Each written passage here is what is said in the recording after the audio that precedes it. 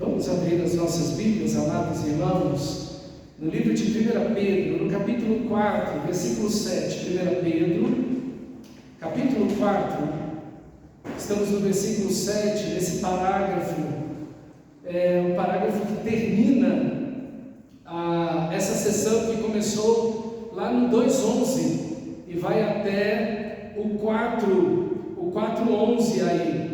E é uma sessão que fala, é o coração da carta, né? A maior parte da carta está exatamente nesse ponto aqui, do 2:11 até o 4:11. E ela vai falar exatamente sobre a questão do cristão no sofrimento, numa cultura que é contra Cristo, e em meio a essa cultura contra Cristo, em meio ao sofrimento que o cristão passa por estar num mundo quebrado, ele vive para a glória de Deus, dando testemunho de Cristo, de uma vida transformada, e também pregando o Evangelho.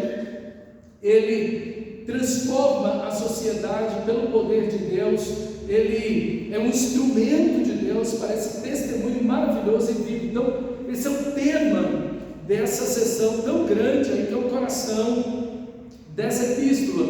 E diz assim o capítulo 4, versículo 7: o fim de todas as coisas está próximo, portanto, sejam criteriosos e sóbrios para poderem orar. Acima de tudo, porém, tenham amor, muito amor, uns para com os outros, porque o amor cobre a multidão de pecados. Sejam mutuamente hospitaleiros, sem murmuração, sirvam uns aos outros, cada um conforme o dom que recebeu, como encarregados de administrar bem a multiforme graça de Deus. Se alguém fale de acordo com os oráculos de Deus. Se alguém serve, faça-o na força que Deus lhe dá, para que em todas as coisas Deus seja glorificado por meio de Jesus Cristo, a quem pertence a glória, o domínio para todos sempre. Amém. Então ele fecha aí essa sessão com esse amém extraordinário da palavra do Senhor, e é uma sessão maravilhosa que vai mostrar para a gente o quanto podemos e devemos em Cristo Jesus dar um bom testemunho em meio às dificuldades, em meio ao sofrimento. E então a nossa sessão vai seguindo, mostrando aí essa frase tão emblemática: o fim de todas as coisas está próximo. O fim de todas as coisas está próximo. O objetivo aqui, com essa afirmação, é moldar a cosmovisão, a maneira como os cristãos enxergam tudo, porque olha o que a frase está dizendo. É uma frase muito ampla, tem muitas implicações nessa frase. O fim de todas as coisas está próximo. No grego aqui, a construção da frase vai dizer assim: todas as coisas têm um fim próximo. Quando ele coloca primeiro todas as coisas, ele está dando ênfase aí que tudo está sujeito a Cristo, tudo está sujeito ao poder de Cristo Jesus. Quando ele diz todas as coisas estão, o fim delas está próximo, isso é, ele está dizendo que na segunda vinda do nosso Senhor Jesus Cristo, ele mudará todas as coisas segundo o seu propósito. O mundo que você conhece, a vida como você conhece aqui, nunca mais será a mesma. Essa é a ideia desse texto. Tudo será mudado, tudo será abalado, tudo será transformado, tudo está no poder do Evangelho. E isso é muito importante. O Evangelho de Deus é a razão porque todas as coisas foram criadas, pois a glória de Deus está no Evangelho. Olha o o que vai dizer Paulo em 2 Coríntios, capítulo 4, versículo 4, nos quais o Deus desse século cegou o entendimento dos incrédulos para que não lhes resplandeça a luz do Evangelho da glória de Cristo, o qual é a imagem de Deus. Veja, o Evangelho é a glória de Cristo. Então, no Evangelho se revela a glória de Deus, se revela a pessoa, o juízo de Deus. Em 1 Timóteo, capítulo 1, versículo 11, diz assim: segundo o Evangelho da glória de Deus, do Deus bendito, do qual fui encarregado. Então veja, o Evangelho fala da glória de Cristo, o Evangelho fala da glória de Deus, e tudo existe para a glória de Deus. Então, o que determina tudo é o Evangelho. O Evangelho é o que determina todas as coisas no universo. Veja, a glória de Deus no seu Evangelho é que ordenou a criação de todas as coisas. No capítulo 1 de 1 Pedro, olha lá 1 Pedro, no mesmo livro que você está, no capítulo 1, versículo 20, o que diz? O precioso sangue de Jesus, conhecido com efeito antes da criação do mundo, porém manifestado no fim dos tempos por amor de nós. Veja, o Evangelho determina a criação do mundo, porque o precioso sangue de Jesus foi conhecido antes da criação do mundo. Então veja, o mundo foi criado e o propósito está no Evangelho. O Evangelho que determinou, o Evangelho de Deus, que é a glória de Deus e a glória de Cristo, é que determinou a criação do universo. Agora olha lá no capítulo 1 de 1 Pedro, versículo 2. Versículo 2: eleitos segundo a presciência de Deus Pai, em santificação do Espírito, para a obediência e a aspersão do sangue de Jesus. Veja, eleitos segundo a presciência de Deus, isso é, desde a eternidade passada, desde a eternidade, Deus nos elegeu em Cristo Jesus. Por isso que Apocalipse vai dizer que o Cordeiro foi morto antes da criação ou da fundação do mundo. Então veja, irmão, o Evangelho, e aqui a gente precisa parar e pensar que o Evangelho não é uma atividade domingueira. O Evangelho não é algo que a gente vive no domingo. O Evangelho não é uma atividade que foi criada pelo ser humano, que foi inventada pelo ser humano, que a religião inventou, que saiu da cabeça do ser humano. Não. O texto que nós estamos lendo diz: o fim de todas as coisas está próximo. E quem determinou o início de todas as coisas foi Deus no seu Evangelho.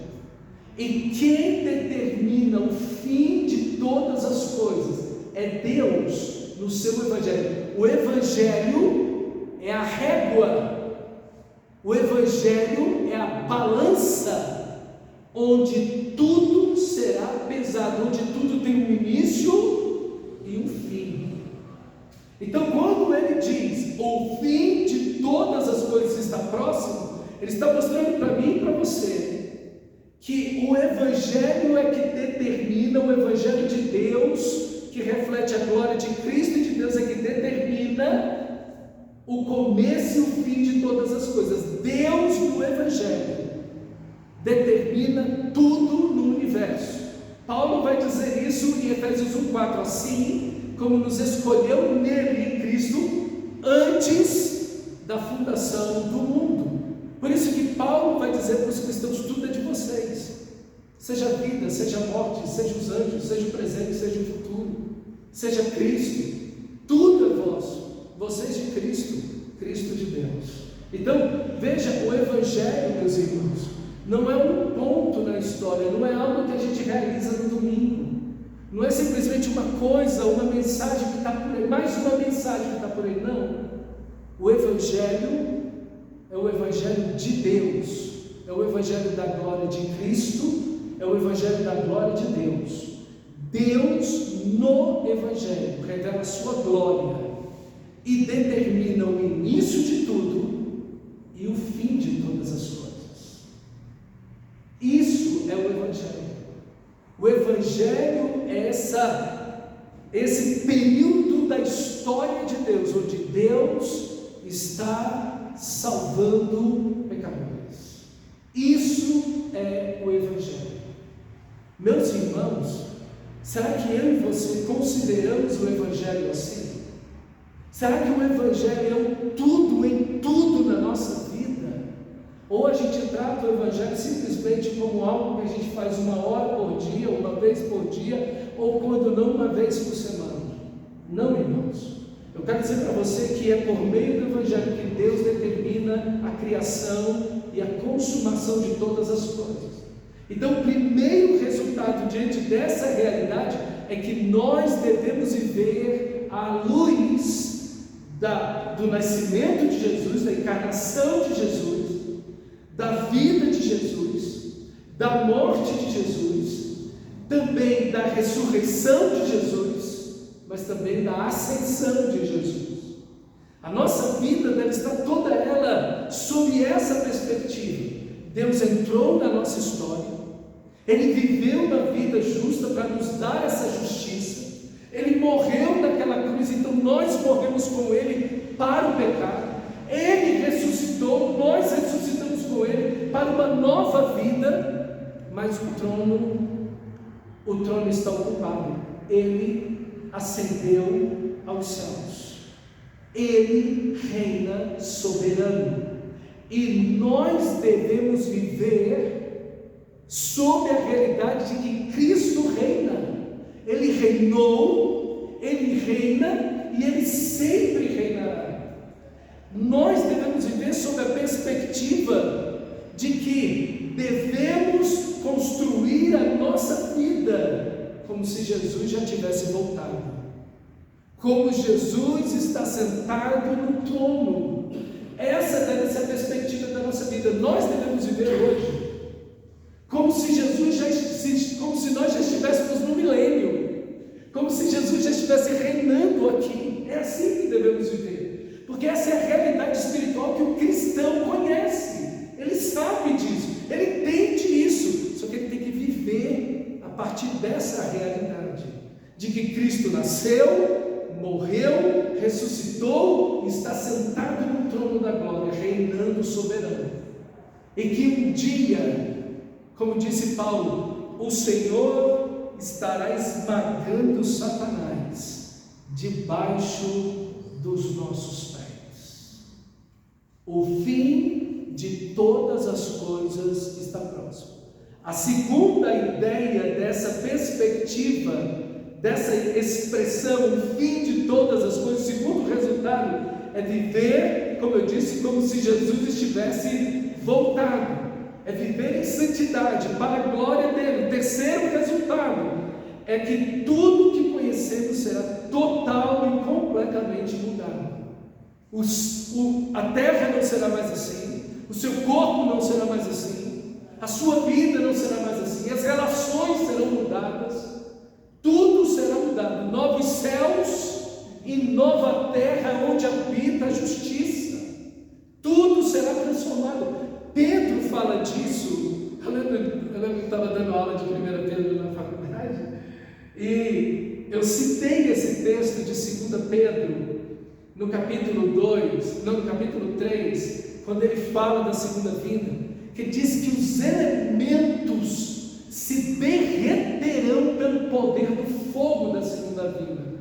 Eu lembro que tinha um pastor na aula, ele abriu os olhos assim, eu falei, irmão, tudo isso aqui será totalmente passado pelo fogo, nada aqui vai sobreviver, nada aqui vai ficar igual na segunda vinda. Parece que era a primeira vez que ele tinha parado para pensar naquilo, na realidade daquilo. Meu irmão, então a quarta atitude, o quarto resultado é que você, sendo isso que vai acontecer, que tudo vai mudar, e que daqui, na segunda vinda, você não vai levar nada. Quando a segunda vinda acontecer e os anjos o soar da última trombeta, o arcanjo tocar essa trombeta, e os anjos descerão para buscar a igreja, você não vai levar daqui, você não vai falar assim, calma aí, a minha casa, e o meu carro, e o meu celular, calma aí, Senhor, eu tenho que pegar esse negócio aqui. Não, nada você não vai levar daqui, nada vai ser redimido, nada vai ser redimido. Eu vou preparar lugar para vocês, o seu corpo será transformado, tudo será transformado. Se é assim que as Escrituras dizem, o quarto resultado é que você não deve se apegar a nada nesse mundo. Não é verdade? Por quê? Volta a nossa frase do versículo 7. Por quê? Porque o fim de todas as coisas está próximo. O fim de todas as coisas está próximo. Então, você deve usar as coisas, como diz Paulo, como se não as possuísse. O seu coração não deve estar apegado, agarrado aqui. É interessante porque Spurgeon vai dizer, e é uma observação muito interessante, que os filhos de Deus na Bíblia, eles cometem alguns pecados, e alguns pecados bem feios. Davi, ele adulterou, foi uma única vez que ele fez isso, foi horrível, mas só foi essa vez, ele não viveu o pecado. Então os filhos de Deus podem cair em pecados terríveis, mas Spurgeon diz o seguinte: você nunca vai ver um verdadeiro filho de Deus caindo no pecado da avareza, do amor ao dinheiro. Você nunca vai ver um filho de Deus caindo nisso na Bíblia. Que coisa impressionante. E aí, tem muita gente aí, né, irmão? Usando máscara aí, né? Por quê? Porque o coração do cristão está no seu Senhor. O fim de todas as coisas está próximo. Não é que a gente vai usar as coisas de forma errada, desperdiçar, ou usar esculhambando as coisas. Não. Você vai usar com critério, com zelo. As coisas têm valor, as coisas têm um suor. Não é isso que a Bíblia está dizendo. A Bíblia está dizendo que o seu coração não deve estar nisso. Por isso que Jesus vai dizer: buscar em primeiro lugar o reino de Deus e a sua justiça, e as demais coisas te serão acrescentadas. Então, meu irmão, veja o chamado de Deus no texto para mim e para você. Então, o quarto resultado é que você não deve se apegar a nada dessa vida. O Evangelho e a fé cristã não são uma realidade simplesmente humana ou uma invenção humana. Eles são, na realidade, antes de tudo, uma realidade fundamentada na pessoa e na obra de Cristo Jesus. O Evangelho e a fé cristã dizem respeito ao destino eterno de tudo e de todos os que estão no planeta. Porque se o início de todas as coisas é o Evangelho da glória de Deus, é determinado pelo Evangelho, e o fim de todas as coisas é determinado também pelo Evangelho, todas as pessoas estão inclusas nisso daí, tanto o início de suas vidas como o fim de suas vidas. Veja, ele está falando não apenas daquilo que é material, mas o texto também está dizendo que o fim de todas as coisas está chegando, está próximo. Isso é tudo aquilo que é imaterial também. Anjos, que são espíritos, demônios, tudo está incluso nessa ideia de que o fim de todas as coisas está próximo. Quando você olha lá no livro de Apocalipse, você vai ver que o diabo é aprisionado, que ele é lançado na prisão. Veja, meu amado irmão, o Evangelho, ele ordena todas as coisas. Veja, quando Jesus está andando, os demônios chegam para ele, se ajoelham, se prostram diante dele. O Senhor vem para nos atormentantes do tempo? A vida deles, o destino eterno deles é determinado pelo Evangelho. Então veja que o nosso texto não inclui apenas aquilo que são pessoas, a natureza, o planeta ou o universo como um todo. Ele diz respeito aos seres celestiais. O fim de todas as coisas está próximo. Então, o Evangelho, meu irmão, ele está muito para além daquilo que a gente imagina. A gente atomiza o Evangelho, a gente diminui o Evangelho, coloca o Evangelho como se fosse uma coisinha, um pontinho na vida. Não, o Evangelho determina tudo sobre todos no universo, visível e invisível. Não há nada, não há ninguém que esteja fora do raio de ação de Deus no Evangelho. O Evangelho determina tudo, ele fala de tudo e de todos, em todos os lugares, eternamente. Isso é o Evangelho. O fim de todas as coisas está próximo, diz Pedro. Então Pedro nos apresenta a maneira de viver à luz dessa verdade, que o fim de todas as coisas está próximo. Então ele diz para a gente 4 atitudes que nós devemos ter, 4 atitudes diante da verdade de que o fim de todas as coisas está próximo. A primeira atitude, olha aí, o versículo 8, isso, versículo 8, não, perdão, o próprio versículo 7, sejam criteriosos e sóbrios para poderem orar. Então, a primeira atitude é uma atitude de sermos criteriosos, isso é, autocontrole. Essa palavra quer dizer você ter um domínio completo, exercer um domínio completo sobre os seus sentimentos, palavras e ações, ter uma mente saudável, não embriagado, sóbrio, ok? Essa é a ideia dessa palavra, é um controle total da sua vida. Então é a primeira atitude que a gente chama você ter. Nada mais importante na mente, de ter uma mente espiritual cheia de autocontrole para o momento. Porque quando você diz assim, o fim de todas as coisas está próximo, o que o pessoal faz? Enlouquece. Eles perdem a razão, não é verdade? Não vê aí os adventistas do sétimo dia? Acho que foi, se eu não me engano, no século XVIII. Eles pegaram, no século XIX,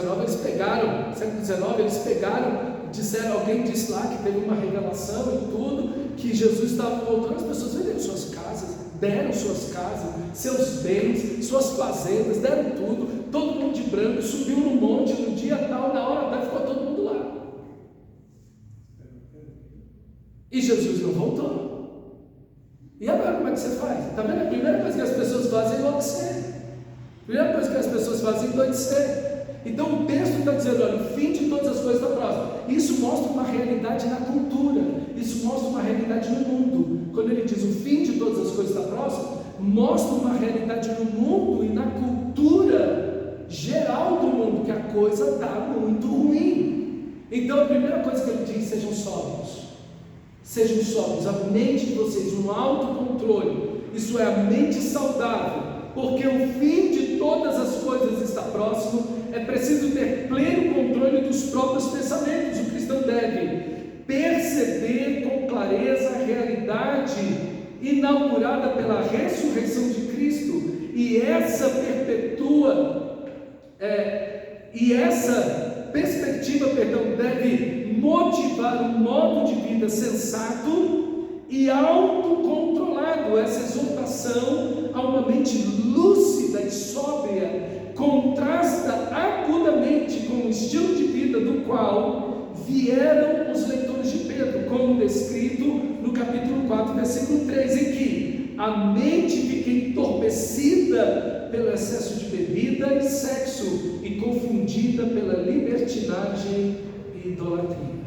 O mundo está perdido, mas o cristão, a igreja, precisa ter uma mente lúcida, deve ter uma mente esclarecida, e ele acrescenta isso, sejam, o texto diz, portanto, porque todos, o fim de todas as coisas da prova, sejam criteriosos e sóbrios, para poderem orar. Sóbrio aqui é não bêbado, ok? Literalmente, alguém que não está bêbado, alguém que está sóbrio, ok? Sem álcool, alguém que não está sob o efeito do pecado, a ideia aqui, que entorpece a pessoa, para poderem orar. E aqui Pedro coloca você em comunhão e chama você a uma vida mais profunda e intensa de oração. O fim de todas as coisas está próximo. O que você precisa ter? Uma mente em Cristo. Paulo diz: vocês têm a mente de Cristo, uma mente lúcida, sóbria, não envolvida no pecado, para vocês poderem orar. A oração é fundamental, meus irmãos. Vejam, os ouvintes de Pedro, eles estão numa cultura cruel, violenta e injusta. Eles estão sofrendo injustiças. Eles estão nessa sociedade passando por isso. O que eles precisam é ter uma mente cristã. Eles precisam ter uma mente como a de Cristo. E eles precisam orar. Essa vida de oração deve vir de uma mente esclarecida pelo Evangelho, entendendo que o Evangelho domina todas as coisas, e a mente deles esclarecidas pelo Evangelho, ela precisa ser voltada à oração, precisa buscar a presença de Deus. Essa mente precisa estar voltada em buscar a Deus em oração. É a primeira coisa que nós devemos fazer.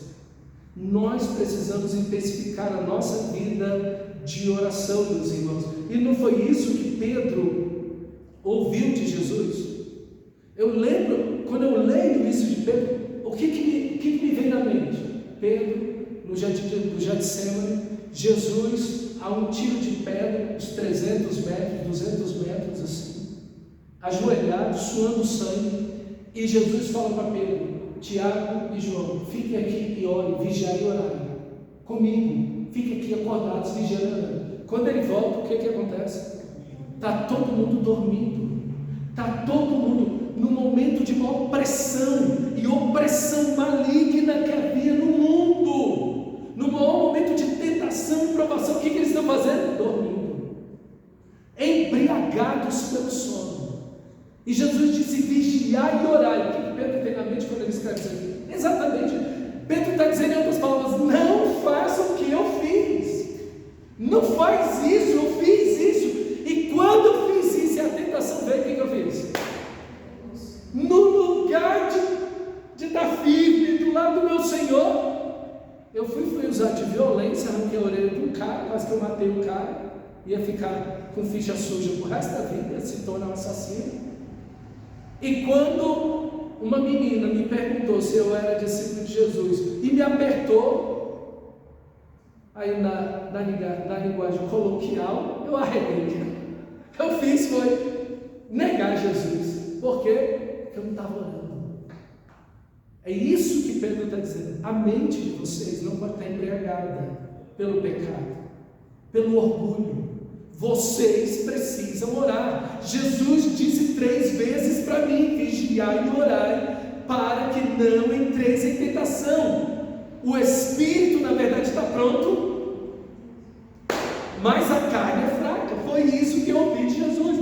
É isso que eu estou dizendo para vocês. Lá em Mateus capítulo 26, versículo 40, está esse texto. Marcos capítulo 14, versículo 40 também, esse texto. Então, o texto nos chama a oração, meus irmãos, como Pedro também. Então precisamos multiplicar as nossas orações por meio de uma mente centrada na pessoa, na obra de Cristo, do Evangelho, entendendo que o Evangelho determina tudo. O fim de todas as coisas está próximo, ok? Então é a primeira advertência, a primeira atitude que ele chama você a ter. E aqui, nessa frase, nesse texto aqui: sejam criteriosos e sóbrios para poderem orar, tem uma tríade aqui extraordinária aqui. É que é uma mente cristã, é a primeira coisa. Você deve ser sóbrio, você deve ser criterioso. Pedro está preocupado com a sua mente. Pedro também está falando para eles da realidade de um mundo no fim. Vocês sejam criteriosos, porque o mundo está caminhando para esse fim. Mas vocês também devem buscar a Deus. Então, em um mundo que se aproxima do fim de todas as coisas, vocês precisam ter uma mente cristã e buscar o Senhor. A segunda atitude está no versículo 8, que conduz ao relacionamento com os irmãos. Acima de tudo, porém, tenho muito amor uns para com os outros, porque o amor cobre a multidão de pecados, ok? Então, veja, acima de tudo, antes de tudo, primeiro de tudo. Então, veja como Pedro coloca a coisa muito nítida para a gente. O fim de todas as coisas está próximo. Você deve estar bem, cristão. Você cristão, você precisa estar bem. Sua mente deve estar bem. Você também, no seu relacionamento, para orar corretamente, para ter uma vida correta de oração, buscando ao Senhor. Então, é o terceiro elemento. Mas também, agora você e a igreja, você e os irmãos. Meus amados, quando o mundo, e Jesus vai dizer isso lá em Mateus capítulo 24, versículo 12, que por se multiplicar o pecado, quanto mais o pecado está numa sociedade, pior a sociedade está. O amor de muitos ou de quase todos esfriará. Então, quando falta amor na sociedade, o egoísmo prevalece, a violência prevalece, enfim, tudo que é de ruim prevalece. E é exatamente para esse momento que o mundo caminha. Nós estamos cada vez mais próximos da segunda vinda de Jesus. Então, para esse momento aí, ampulheta, os últimos grãos estão caindo desse momento do fim. Então, o que nós precisamos é ser exatamente o oposto da sociedade em que nos encontramos. Nós temos uma sociedade cada vez hiperindividualista, cada vez mais egoísta e mais violenta. E o que a igreja deve ser? Um local de amor. Acima de tudo, diz ele no versículo 8. O que ele diz? Tenham muito amor. Talvez a sua tradução diz um amor fervente, ou um amor fervoroso, uns pelos outros e para com todos, ok? Porque o amor cobre multidão de pecados. O mundo vai estar assim. O amor de quase todos esfriará, mas não dos cristãos. Não dos cristãos. Os cristãos vão seguir amando, seguir buscando ao Senhor. A tendência é que a maldade cresça e uma sociedade cada vez mais cruel e injusta se perceba. Mas a igreja, Pedro chama a igreja a crescer em amor uns para com os outros. Acima de tudo, uma igreja mais unida, mais comprometida uns com os outros, servindo mais, amando mais, crescendo em amor. Pastor, a violência cresce, a crueldade cresce, o egoísmo cresce, o individualismo cresce. A igreja cresce em amor. A igreja cresce em amor. E eu quero dizer para você, irmãos, que esse é um testemunho extraordinário para a igreja. É um testemunho extraordinário para a igreja. A gente vê isso em coisas simples. Quando a gente sai aqui para distribuir alface aqui para a comunidade aqui da Orla, as pessoas se espantam. Não quero nada, não, estou sem dinheiro. Não, gente, não está cobrando nada, a gente está dando. Não, calma aí, não, mas eu não tenho dinheiro. Não, senhor, calma aí. Nós não estamos cobrando nada, nós estamos dando. Vocês estão dando? Estamos dando. É aqui da igreja. A gente fez a colheita lá do alface. Colhemos lá não sei quantos alfaces, estamos entregando, dando para a comunidade. Puxa, vocês estão dando, eu quero. As pessoas não conseguem, uma coisa tão pequena, tão simples, as pessoas não conseguem admitir algo assim. Mas a igreja está servindo por amor, a igreja está amando, a igreja é uma comunidade de amor. A igreja deve ser uma comunidade cada vez mais unida e mais amorosa. E é isso que o texto nos chama. Versículo 8, acima de tudo, antes de tudo, primeiro de tudo, tende muito amor uns para com os outros, porque o amor cobre multidão de pecados. No capítulo 1 de 1 Pedro, olha lá, no capítulo 1, versículo 22, amem ardentemente uns aos outros de coração, porque vocês nasceram de novo. Porque vocês nasceram de novo, amem ardentemente uns aos outros de coração, porque o amor de Deus agora habita em você. Não é um amor humano, simplesmente não é um esforço humano, não. Bebo do amor de Deus, nasci de novo, sou filho de Deus, estou cheio do Espírito, Deus está derramando o seu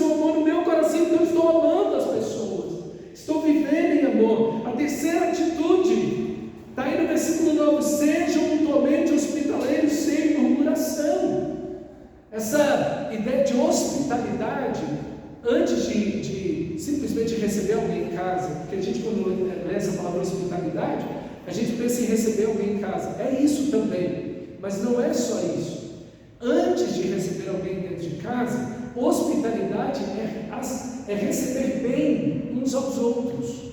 É a atitude que você tem para com o irmão, de amor, de aceitação, de respeito, de carinho, de não discriminar o irmão, não tratar as pessoas de forma desigual.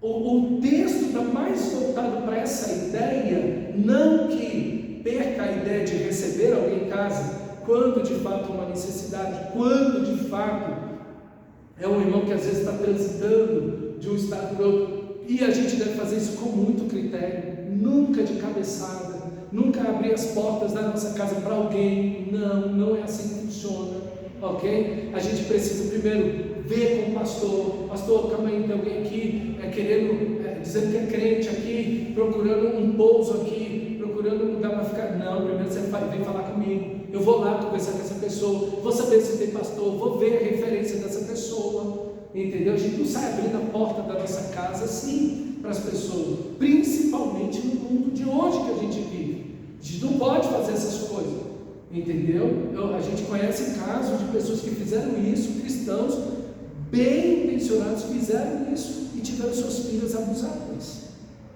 de uma pessoa estranha que trouxeram para dentro de casa, não sabiam quem era essa pessoa, e simplesmente receberam essa pessoa. Não é isso que o texto está falando. E inclusive essa atitude nos primeiros séculos ela foi norteada logo no começo do segundo século, final do primeiro século, início do segundo século, foi norteada dizendo que se alguém é crente, uma pessoa não pode ficar com andarilho de favor na casa dos outros, não pode. Essa pessoa faz isso, ela não é crente.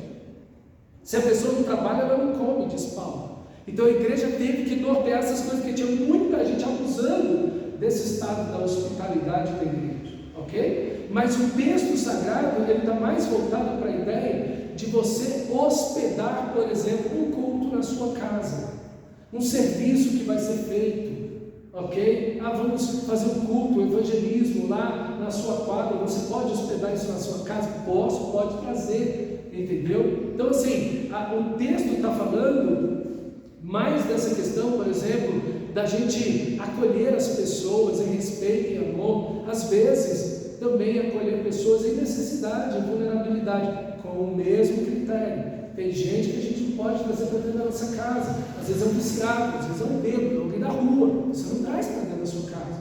A gente tem que ter instituições que vão cuidar dessas pessoas, são pessoas em perigo, mentem demais, enfim, a gente tem que ter todo um critério, ok? Mas a hospitalidade aqui, ela deve ser exercida. Essas coisas não devem ser um motivo para a gente não hospedar, e a gente deve fazer isso voluntariamente, sem murmuração, por amor. Veja, esse tende um amor ardente, fervoroso, crescente uns para com os outros, norteia essas atitudes aqui, tanto do versículo 9 quanto do versículo 10, ok? Tendo esse amor, olhem o versículo 10, que é a quarta atitude: os dons como atos de serviço, sirvam uns aos outros, cada um conforme o dom que recebeu, como encarregados de administrar bem a multiforme graça de Deus. É lindo esse texto, porque ele coloca o dom que Deus te deu, sejam os dons espirituais, ou sejam talentos naturais, como uma forma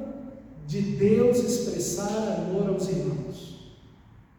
Veja, os dons que Deus deu à sua igreja, a cada um de nós, são formas que Deus usa para expressar amor aos irmãos, a graça, a multiforme graça de Deus.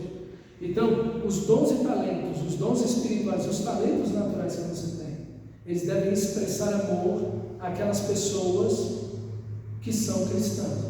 Com certeza Pedro tem em mente aqui uma pessoa, Dorcas, aquela mulher que tinha um dom, e não era um dom espiritual, ela só tinha um talento natural de costurar.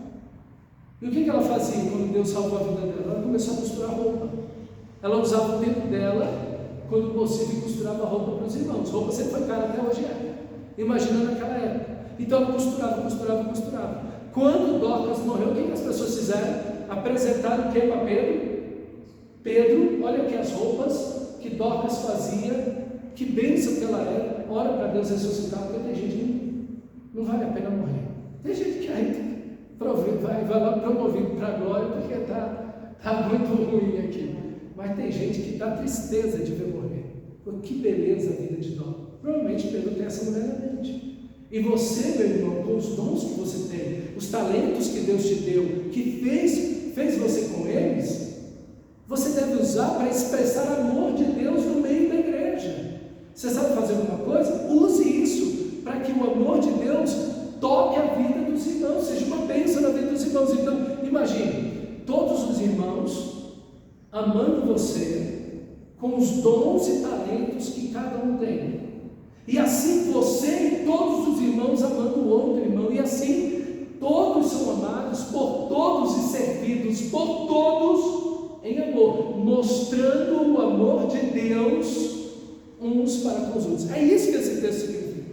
É isso que esse texto está dizendo. E é isso que Pedro está nos chamando a fazer. E aí então, ele vai falar no versículo 11, se alguém fale de acordo com a palavra de Deus. Então, se alguém vai ensinar, se alguém vai dar um conselho, se alguém vai dar uma palavra para alguém, se alguém vai conversar com alguém, se você fala, aqui falar é pregar, é conversar, é dialogar, é dar um conselho, não importa. O que você deve fazer é ter a palavra de Deus acima de tudo. Se você vai dar um conselho, uma opinião, você não vai dar um conselho, uma opinião mundana. Você vai dar a palavra de Deus.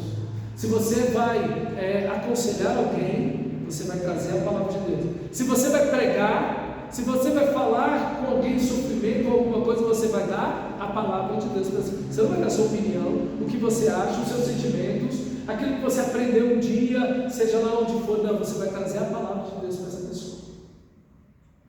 Como Paulo vai dizer, falando entre vós, com cânticos, hinos e salmos e cânticos espirituais, entoando e louvando a Deus de coração.